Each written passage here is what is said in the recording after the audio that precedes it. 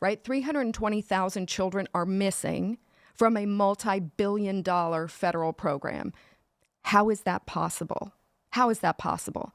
And so when he's asked about it, he's like, oh, no, there's no children missing. Mm-hmm. And you'll hear, senators pressing him and people pressing him. And he says, well, there's no children missing in our custody. Right. In your custody. What's up, everyone? This video dives into the horrific child trafficking crisis at the southern border, exposing how 320,000 children have vanished under a multi-billion-dollar federal program. Key figures in this discussion include whistleblowers, government officials, and investigative reporters. The staggering hypocrisy and systematic failures behind the issue will be laid bare. This is coming from the Tim Pool podcast, where Tim Pool, Mary Flynn, and Tara Rhodes go ham into this topic. If you think this is just about a broader issue, you are wrong. This is about a global power and greed. Let's get into it, break it down, and see where everything lies. What's this breaking news that you have? This is something big's going on? Yes. So next week, typically we never advertise these things, but it is available now on the House Homeland Security Subcommittee. There is a hearing on Tuesday that I will be testifying on the crisis of the migrant children. So you, Tim, are the first to know. Wow. And your audience is going to be the first to know. So I encourage people, it's going to be 2 p.m.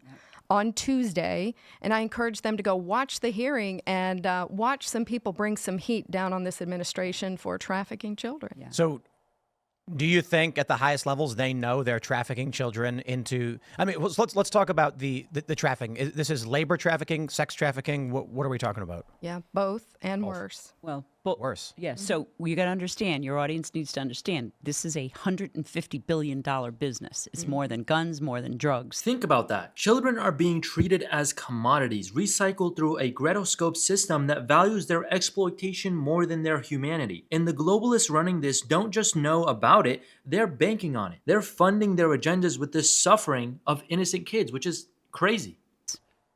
Okay? $150 billion business. That's child trafficking. That's one child 10 times raped, and you can take a drug for one time and it's out the door. But a child can be used in many, many ways. And you got to understand that they're doing it with that one child is used in many different ways to make money off of that child. It's a child is a commodity, and it's huge. It's funding what the globalists are doing. It's funding everything that they do. And, I can go on about, I worked in the Catholic Church. I became, there's a grand jury down in Florida.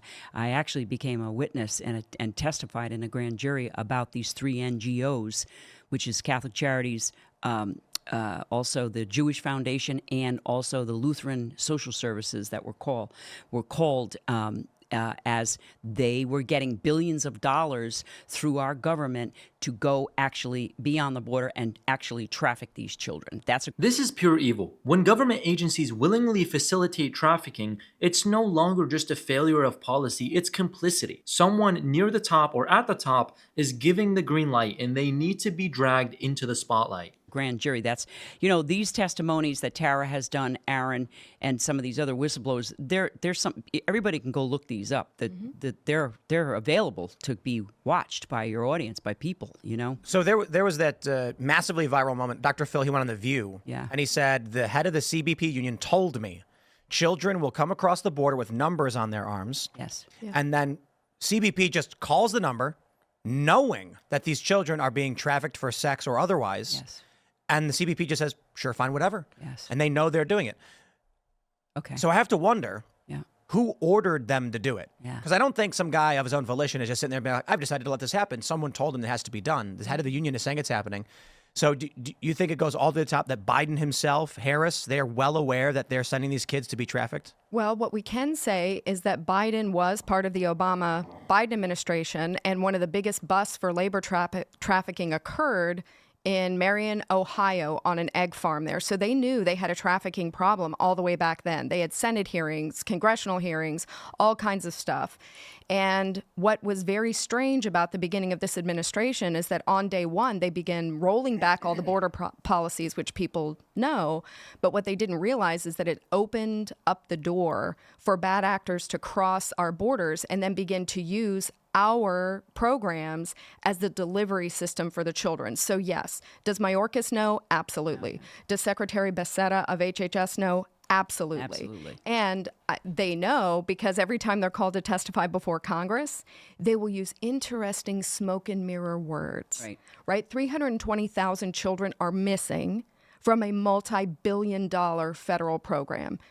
How is that possible? This isn't about negligence, it's about deliberate mismanagement. A system that loses hundreds of thousands of kids doesn't happen by accident. It is a coordinated effort, and the fact that officials shrug it off tells you everything about their priorities. Money and power over human lives, that is the case with this.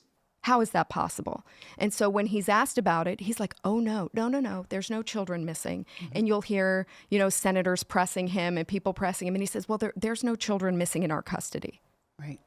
In your custody, what we're talking about is when you release custody to a random person in the United States who's MS-13, 18th Street Gang, transnational, crime member.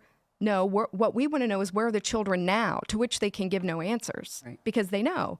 Like Hannah Dreier of the New York Times, you may have seen, she wrote an article. Her first one was called Alone and Exploited. And you may or may not know, I'm not a great fan of the New York Times, but she reported the truth. She crossed this country. She showed debt bondage papers of children. Whoa. She documented children were working overnight shifts in slaughterhouses all across the country. Children not being able to go to school. This is horrific. Yeah. And yes, of course they know. They absolutely know. Yeah. We had one of our guests brought us these bracelets. Yeah. That says something like delivered, or it's like a black bracelet they would put on the kids. Yeah. Different colors. Jason Jones talks. So that's another guy you ought to talk to. He's an amazing man working down on the border. He's been down there for a long time exposing. He's a retired law enforcement. He's an amazing man. He has joined us on our summits, and there's different colors that they use for different kinds of owing. But wait, let me go back to something you got to understand, too. In 2021, there was a report that came out from the government that said in the foster care system, there were over 600,000 children missing in our country alone. So that's Trump. At the end of Trump, 2020 election happens. He doesn't win. Biden comes in. Now, mind you, DNA and vetting is going on, okay? Biden comes in, administration comes in, wins that election or whatever you want to say, if it was a win. I mean, that's just still to be said, to be said. But anyways, this happens with Biden administration. Now you see children coming to the border without any adults. So there were adults coming into before when Trump was in, bringing children to the border. Now you see just children coming to the border. Now you see 600,000 missing in foster care. Now you see a new supply of children. My point is they needed a new supply of children to bring into this country because we pay the most to buy and sell a child. This country does. So that's a lot of This isn't a coincidence. It's a pipeline. Foster care failures, open borders, and missing children all connect to one horrifying conclusion. There is a system in place to feed the demand for child exploitation. Follow the money and you'll see exactly who's benefiting. New supply of children. What we have found in our team is that there are huge satanic cults going on in this country. This isn't just about broader policies or party lines, it's about human lives being sacrificed for profit and power. When government agencies, NGOs, and political elites turn a blind eye, or worse, actively participate, it is our duty to speak up and demand justice. This issue transcends politics. It's a battle between good and evil, and we need to make sure that truth gets out. I'd love to hear your guys' thoughts and opinions if you agree or disagree with a lot of the points made here. I think this is a topic of discussion that needs to be known more and talked about more so we can focus on improving this situation. You can let me know if you guys agree down in the comments below and what you think we should be doing now in order to make this change. Thank you for watching, and we'll see you guys in the next one.